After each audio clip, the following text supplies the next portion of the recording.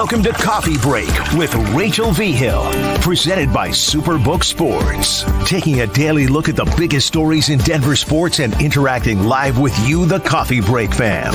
So sit back, relax, grab a cup of joe, and enjoy your coffee break. Here's your host, Rachel V. Hill. My watch may not be worth $70,000, but everybody is doing the Shedeur Sanders, Devontae Adams scene doing it on Monday Night Football. You got Jets players who are doing it in the Mile High City, disrespectful. You got even NBA players because everybody is flexing their watches, all thanks to Shedeur Sanders. What's up, everybody? Welcome into Coffee Break. Hope you are having a wonderful Tuesday. Paul, good morning to you. I am doing well today. It's another day getting ready. I can't believe the Broncos play on Thursday. Things are going to start getting rolling real quick. Let's see. Where do we begin with today? I feel like we got a really interesting show because, first of all, I'm going to make everybody probably feel really old, myself included in this. Richie Carney's going to join us. Will Peterson's also going to join us. But I want to know your guys' opinion because it seems to be the really hot topic right now of, did Robert Salah say stay humble? And I want you guys to answer that comment or that question in the comments. Some people have said they've heard audio of it. Mike Evans actually said he's heard audio of Robert Salah saying stay humble, and apparently he must have told Stink he didn't say that. I'm curious if you guys are good lip readers. I am decent at times, but I'm curious if you are. So let me know if you in fact do think he said stay humble. I'm like torn on it. It's a pretty big move to go out there after you just beat Sean Payton. And I get it. There was disrespect towards your offensive coordinator, but to go out there and shake hands and say, stay humble. Ouch. That one had to hurt Sean Payton just a little bit. So let me know in the comments what you guys think. I'm definitely interested by that whole thing. And I feel like everybody's debating it. It's like, oh no, like they would never say that. Or, oh yeah, they would. Jets fans are like 110% we would say that. So I definitely want to know what you guys have to say. I'm feeling a little bit better after yesterday. As you guys know, things got fiery here on Coffee Break because I'm frustrated. Just like Broncos country is frustrated. I'm really excited that the Avalanche season is starting up tomorrow. Thank goodness that they're going to be back. I'm ready for that. Nuggets here in 2 weeks. I'm like, okay, let's think it's rolling. But no matter what, Broncos will always have a cover page here on Coffee Break in the Denver market. You just got to kind of look at it and be like, all right, we're tearing it down to the studs. Does Russell Wilson and Sean Payton still have a good enough relationship? Is Sean Payton going to move forward with Russ, or do you absolutely just tank? If you're some players, you're getting the heck out of here. If you're Jerry Jeudy, you're like, yep, trade me, especially after what Mark Schlereth had to say this morning. We're going to play that audio here in just a little bit. You guys, Mark absolutely went in on Jerry Jeudy. Holy smokes. It's really good audio, so we will play that. There's so many questions. People I think have disagreed with me a little bit on this, but I'm just thinking from a player's perspective. Look at Randy Gregory. He's going to the San Francisco 49ers, a team who honestly could win a Super Bowl this year. He's going to thrive, and I guarantee he looks 10 times better than what he would have been here in Denver. Why? Because when you're at that level, you have to step up your own game. And the winning culture, a winning locker room, they're tight-knit. They're in this together. That's the unfortunate part about losing locker rooms is it's just like, all right, well, here we go. Randy Gregory, I guarantee, is going to look like a different player playing with the 49ers than he did with Broncos country. And I know that's going to piss off a lot of people. But at the exact same time, you guys, he's going to a winning team. If you're Justin Simmons, I think I said this yesterday on Coffee Break, why would you want to stay here? If you're any of the players, why would you want to stay in Denver when you know a total rebuild is coming? James Palmer actually had gone on NFL Network yesterday and said that players in that locker room think a rebuild is coming, which can be really scary. That means, one, you're going to be losing your job. Two, you don't know what your playing time's going to look like. Like, there's a lot of open-ended questions that's going on in that locker room, and you really wonder if they're all going to band together, or is it just going to be like everything breaks apart and things get way, way, way worse. Okay, want to read some questions. Of course, this is one of my favorite things. I agree. I can't imagine letting someone walk away from me after saying that without an equal response. Yes, even PS2 would want out. Bench Russell, Stidham wouldn't be any worse. Yeah, okay. So Stidham, I'm not sure if I'm on board for the whole Jared Stidham thing, to be completely honest with you. They paid him a lot of money. That's one thing I have been complaining about recently is the Walton Penner Group and George Payton. They are just writing big checks left and right. And I'm like, for what? To make players want to come be a part of the Denver Broncos organization? Is that the only way you can get players to come out here? Like, think about if they had just done that for Peyton Manning, and Peyton Manning just only came here because of the big paycheck. Like, Peyton came here because he knew the legacy of the Denver Broncos organization. So I get kind of frustrated that they're just writing big checks and we're not even seeing big moves from a lot of people. Jared Stidham would absolutely be worse. Russell hasn't been bad. I know everybody's been comparing the Patrick Mahomes and Russell Wilson stats. We're going to do that later on this week, probably Thursday. And it is fascinating. Because obviously, if you look at the record between both, they're drastically different, but the play has been somewhat the same. Despite Russ getting so much of the blame for some of the losses, things are still kind of the same. But I do want to get into this audio from Mark Schlereth, you guys, because he really laid into Jerry Jeudy and Courtland Sutton. Take a listen. The effort from our starting wide receivers. Yeah. Shame on Jerry Jeudy for even thinking he can utter the name of Rod Smith in his tweets. Yep. Shame on you. Yep. Because you're not a professional. You are not a professional, and you don't know what effort is. Your quarterback's under duress. You're locked up. Somebody locks you up in man coverage on an underneath route, and you are to call it trotting would be an insult to trotting. You just quit. You gave up. Said, well, the ball's not coming to me. Hey, you're a lantern holder. Shining a light on Russ. Hey, Russ, you're under duress. I hope it works out for you because I'm not going to do anything to bail your ass out. Good luck with that. Oh, a sack. Weird. Courtland Sutton not coming back to the ball. Neither of those two guys would play for me. I would cut both of those guys. They would not play. Jerry Jeudy would not be on my team. Jerry Jeudy couldn't play on the teams I played on if his life depended on it. He's not tough enough. He's not focused enough. He's not good enough. He's not anything enough. He could not play on our teams. Mike Shanahan would cut him tomorrow. I wouldn't have him on my team. You can have him. And that's the reason the Broncos stink. Wow. Mark Schlereth just laying into Jerry Jeudy. When I heard that audio this morning, I was like, holy smokes, Mark. But it's true. I've been so critical of Jerry Jeudy because, one, he hasn't lived up to the potential that everybody's been talking about. Time in, time out. It's like, all right, Jerry Jeudy. And then you can just tell that there's dysfunction when it comes to how he's treating people and getting on Twitter and trying to defend himself and everything else. And you're like, what are you doing? And you haven't been that good, Jerry Jeudy. It's been frustrating. So I actually love that Mark Schlereth laid into him.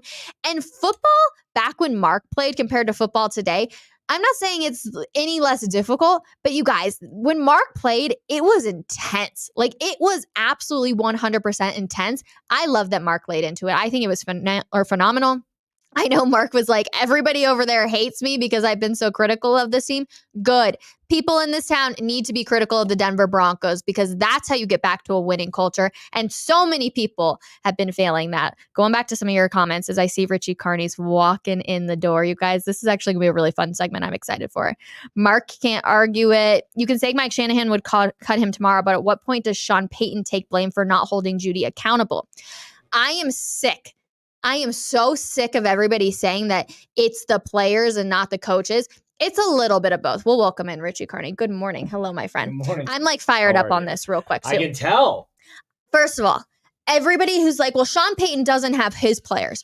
Oh, really? Well, Sean Payton, you said you were going to be pissed off if this wasn't a playoff team. Who's so Samaje clearly, Perine? Who's Mike McGlinchey? Who's Ben Powers? You clearly definitely thought that it was going to be a good enough team. Like, you thought that the names were going to be good enough. Otherwise, you would never have put out the statement. You came out of retirement for this job. Yeah. So don't tell me you didn't find any of it attractive. I get so annoyed that everybody's like, he doesn't have his players. Things are going to be really good. I get frustrated. And I'm also to everybody who's like, well, Sean Payton won a Super Bowl. So let me tell you about that. Well, we're going to go back in time here in a little bit. But first, I want to go back in time with you. Okay. Because how long has it been since the Broncos have beat the Chiefs? I believe it was September 17th, 2015. So we're 8 years now. 8 years. Okay, so tell me, give me some stats about what has happened since the last time the Broncos have beat the Chiefs. Okay. I'm going to feel old. I had to write them down because the world was a different place. It was. And that's what's crazy about this. So let's start this. Since the Broncos last beat the Chiefs on September 17th, 2015, first of all, What Do You Mean by Justin Bieber was the number one song in America at that point. What do you mean? The national average for gas, this is painful, was $2.37 a gallon.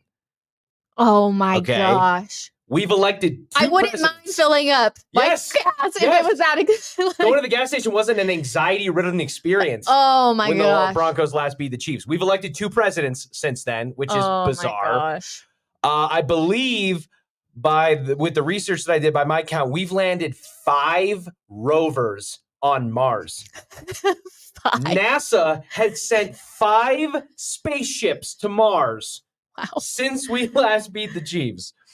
You guys, that is outrageous, actually, if you really put that together. You want to really put your brain in a blender? Think about I'm this. kind of scared. When the Broncos last beat the Chiefs, Nikola Jokic hadn't played an NBA game yet. He made his debut on October 28th, 2015, a full month and change after the Broncos last beat the Chiefs. So my gosh. the MVP. The Taco Bell commercial? Yes, he had not played an NBA basketball game for the Denver Nuggets. Oh my gosh. Yeah, okay. He was probably still in Serbia.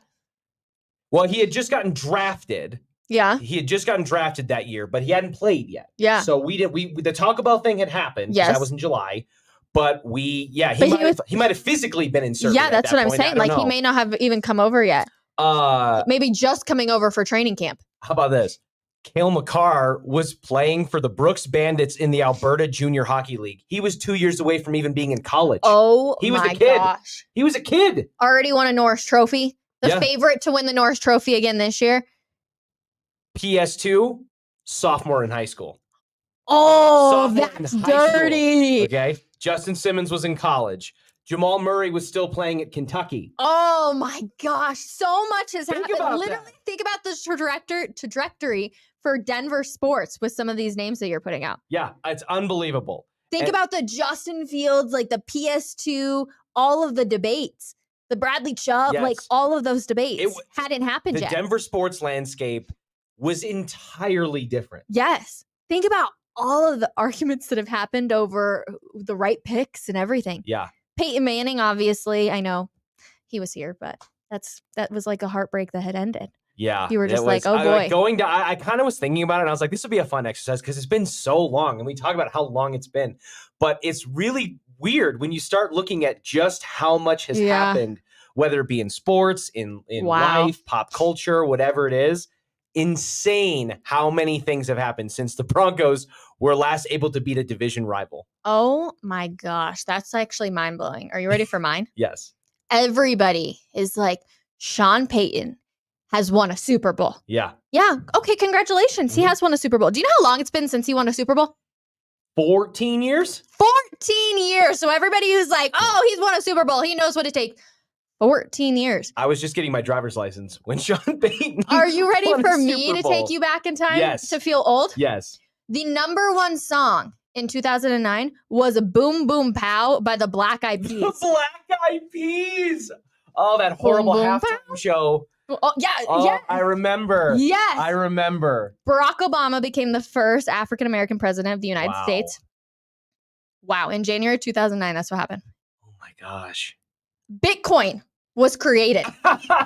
Cryptocurrency. In 2009. Cryptocurrency became a thing and then died. You ready for this one? Facebook, and I played this.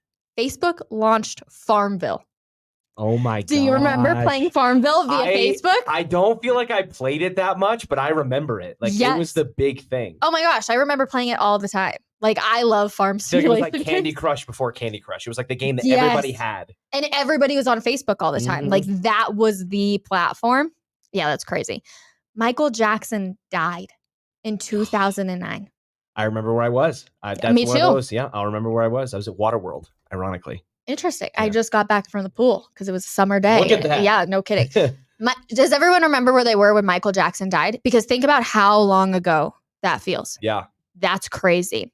Kanye West, actually, this kind of wraps back into where we are now. Kanye West interrupted Taylor Swift's that was back then? VMA performance. No way. I'm going to let you finish. But Sean Payton, I'm going to let you finish, but it's been 14 years since you won a Super Bowl. That needs to stop being an excuse. Yeah, you're 100% right. At what point does like the statute of limitations expire? Like we always talk about the NFL being a "what have you done for me lately" league. Yep. 14 years ago, albeit it's the mountaintop for the profession. Yeah. 14 years is a long time to still be clinging on to that like it's the present. Agreed. I got a few more for you. The Jersey Shore premiered on MTV. Gym Tam Laundry. Can you believe that? Wow. Think about how many seasons of that show there were, and that was the first year it premiered. Aren't they still going? Aren't they bringing that back? Who knows? Last one. Guess what iPhone it was in 2009? We're on like 15 now, right? 2009. It had to be like the iPhone 3. Yep. 3. Good. The iPhone 3 had just come out. So much has changed. And that's why I'm so sick of everybody who's like, well, Sean Payton's won a Super Bowl. If all of that has changed, imagine how much the game of football has changed. And Sean Payton even said, he was like, we became one-dimensional on Sunday against the Jets, and I know better. Okay, Sean, well, if you know better, why the hell are you going back to being one-dimensional? Yeah. Yeah, it's tricky because it just feels like we had such a vision and an idea. Honestly, there's a lot of parallels to Russell Wilson. We had such an idea and a vision of what we were going to get with Russell Wilson when he got, when the trade happened, and it hasn't really materialized yet in any, and there's all these things we didn't know that we know now. And it feels like that with Sean Payton too. We thought we were going to come in and get X, Y, and Z. And thus far, it's been like, well, what is this? Yeah. And it's the biggest question mark. And I think that's why Broncos country is so frustrated, because every single year we're promised this new savior. Oh, Russell Wilson's going to come in and everything's going to be better and things are going to be great and they're going to go back to the playoffs. Oh, okay, that didn't work out. So Sean Payton's going to come in here and he's going to save the day and he's going to take us to the playoffs. How many Band-Aids can you put on one cut? And I'm just getting, exactly. Mm-hmm. And I'm just getting so fed up with everybody who's like, oh, well, Sean Payton doesn't have his guys out here. Really? Because you named off a whole list of them. And he said, I'm going to be pissed off if this team isn't a playoff team. So clearly Sean Payton thought that he had a good enough roster. So where's been the disconnect? Yeah. I'm frustrated. Yeah, this is the unfortunate downside to someone with the temperament and the personality like Sean Payton, who puts it out there. He's not afraid to talk the talk, but when the walk isn't walking, you got to answer these tough questions. Yeah. So you're right. He came out and said Nathaniel Hackett, was one of the worst coaching jobs in NFL history. And I'm going to be pissed if this isn't a playoff team. And we're going to do this and we're going to do that. And while he's delivered on certain aspects, like I do think it's undeniable that Russell Wilson looks better than he did last year. The team is worse. Yeah. I think they're worse through 5 games than they were last year. So, and you lost to the worst head coach in NFL history. You know what I mean? He wasn't the head coach, but still. Yep. Yeah. So these are the questions you have to answer now, Sean, and the Broncos. Like, sorry, that's what happens. I just saw this comment. Payton might be too old school for today.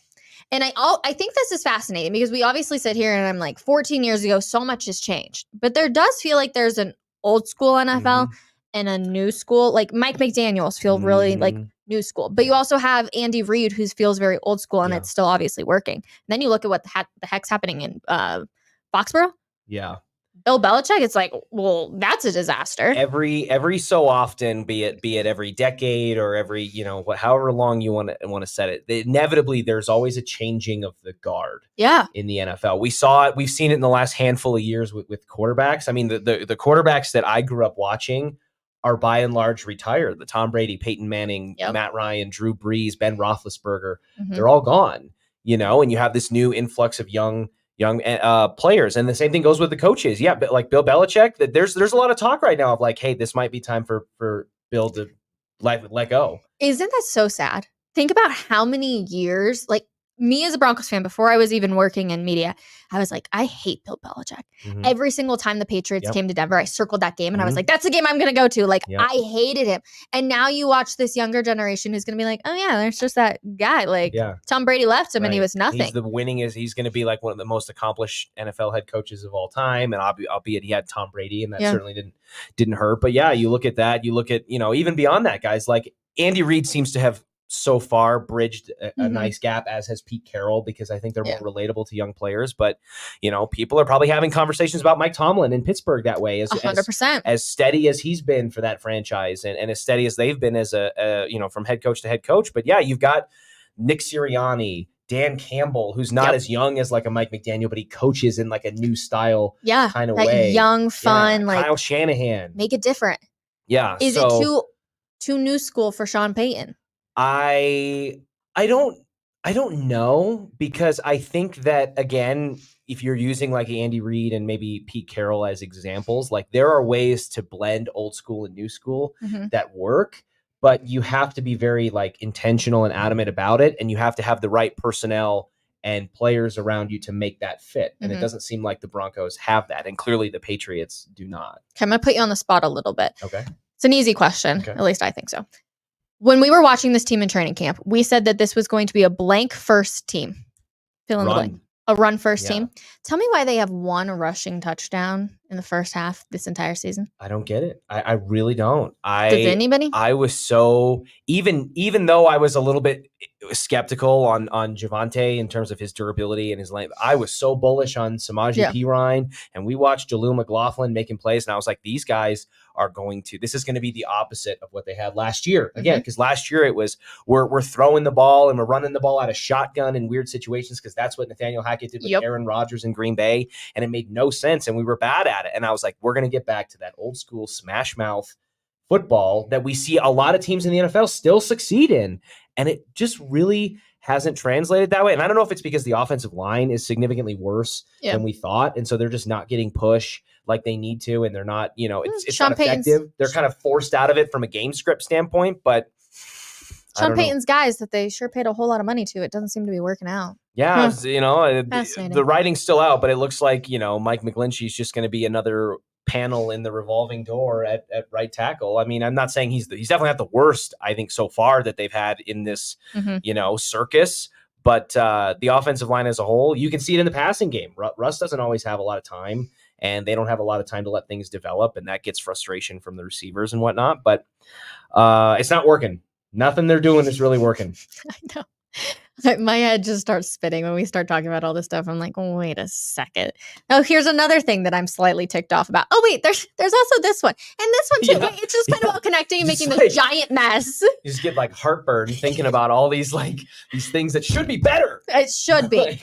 You and I were sitting next to each other at the game on Sunday, and we're like, look at Russ run. And he looked really good, but I told you, I'm like, he can't do this the entire game. Yeah. And so I'm really frustrated. Well, it's great to see your quarterback be able to move, and he obviously got lean, and he's looking a lot better.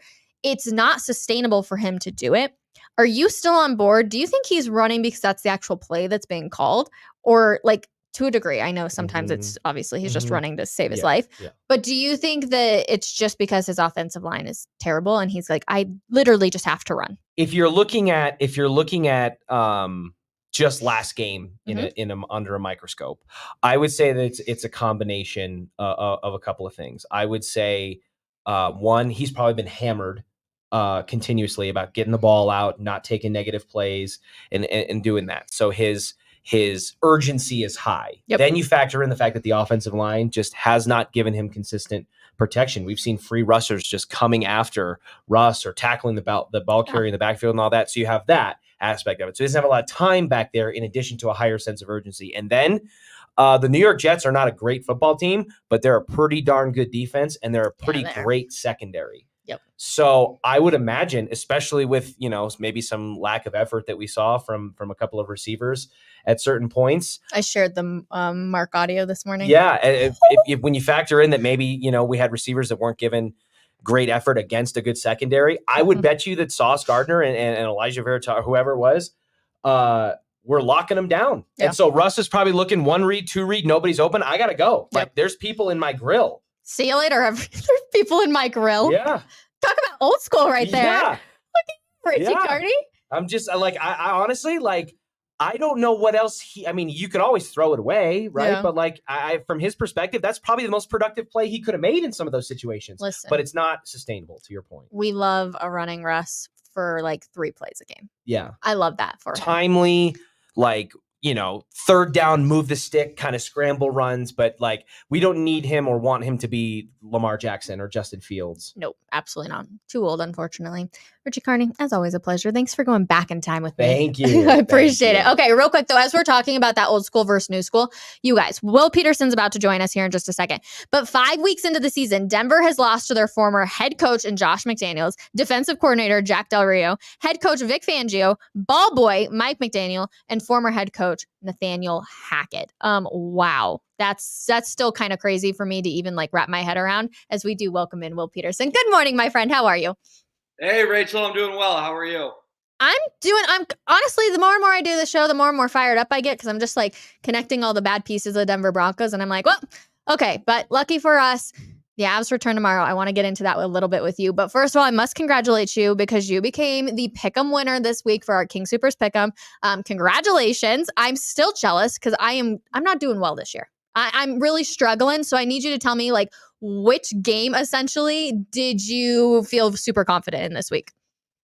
Well, there was a couple games that gave me the win. The biggest one was I took Jacksonville over Buffalo, and only 5% of people in the pool did that. And the reason I did it, Rachel, is because I've sort of been on the Jacksonville train for a while. I think they're pretty good. They took the Chiefs to the wire in the playoffs last year. Yep. But people didn't realize they spent 2 weeks in London. They were comfortable over there. They played back-to-back games over there. Their bodies had fully adjusted to being over the pond. And you had Buffalo flying in, 48 hours before, something like that. So I thought if I'm going to take a flyer and try to win Pick'em, I'm going to take the Jags to upset the Bills. And I think that was ultimately the pick. And then the other one, I was stunned how many people in our group took the Broncos. It was like no one should be taking the Broncos at this point. So I was on the Jets as well, which certainly helped me. Thank you. I also took the Jets. I was like shocked, but you're right, by how many people were taking the Broncos on that London game. I have been dogged, to be honest, on Josh Allen. I'm like, he can't do it for the Bills anymore. And then I saw that 95%, and I'm like, maybe I'm overthinking it. Maybe Josh Allen can do it and go out there. Should have taken some advice from you, Will Peterson. Congratulations on winning Pick'em this week.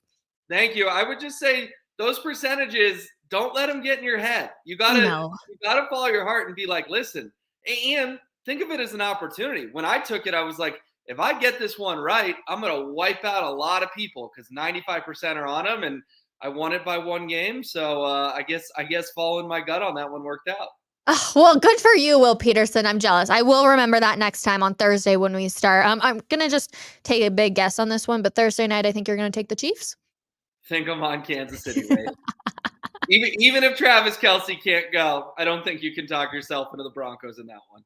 It can be one of the most disrespectful things for a team to hold out one of its best players against you. But to be honest, if Travis Kelce's not 100% and I'm Andy Reid, I'm saying, no. Don't worry about it, Travis. You stay healthy. Now, personally, both you and I think will be a little bit disappointed if Taylor's not in the building because Travis Kelce isn't playing. But if you're the Chiefs, I totally get it. Yeah, and I mean, she didn't go to the Minnesota game, so I don't know. Are we reading into it too much? She didn't go to one game. Are they on the fritz? I know she's getting back into tour stuff, so I think just traveling to Minnesota, but maybe staying in Kansas City, that'll help get her back in the building. She got that private jet, Rachel.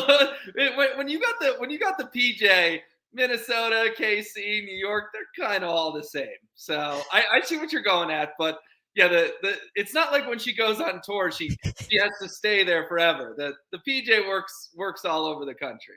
Oh, to have a private jet. All right, well, Peterson, real quick, want to get into this with you. The Colorado Avalanche obviously return tomorrow night against the Los Angeles Kings. I can't believe hockey is back. How are you feeling? The Avs are co-favorites to win the Cup.